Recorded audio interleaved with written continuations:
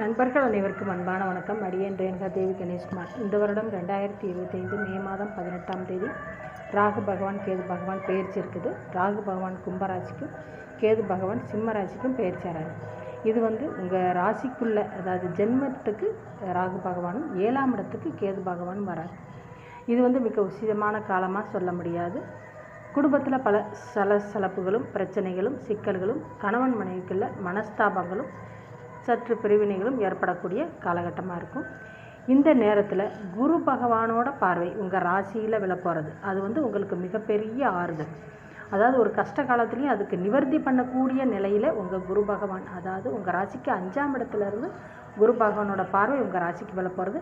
அதனால் என்ன ஒரு பிரச்சனை, சண்டை சச்சரவு பிரச்சனைகள்னு கஷ்டங்கள்னு வந்தாலுமே அது தீர்வுமே உடனடியாக நிவர்த்தியாகும். அதுக்கான தீர்வுமே உங்களுக்கு உடனடியாக கிடைச்சிரும்.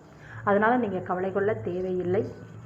இந்த மாதிரி ஒரு காலகட்டத்தில் குரு பார்வையோடு இருக்கிறதா நீங்கள் செஞ்ச பாக்கியம். இந்த கும்பராசிக்காரங்க ஏற்கனவே அநேகமான கஷ்டங்கள் ஜென்மச்சனியால் பட்டாச்சு. இப்போ தான் விலகச்சுன்னு இருக்குது. இப்போ ஜென்ம ராகுவாக வராரு, அப்படி பகை வீட்டில் வேற வராரு இல்லைங்களா? அதனால் நீங்கள் சங்கடங்கள் படக்கூடிய அந்த நேரங்களில் குரு பகவானோட பார்வை உங்கள் ராசிக்கும் உங்கள் ராசிக்குள்ளே வர ராகு பகவானுக்கும் இருக்கிறனால நீங்கள் அழுத்தம் பட தேவையில்லை. ரொம்ப நல்ல விஷயங்களே நடக்கும்.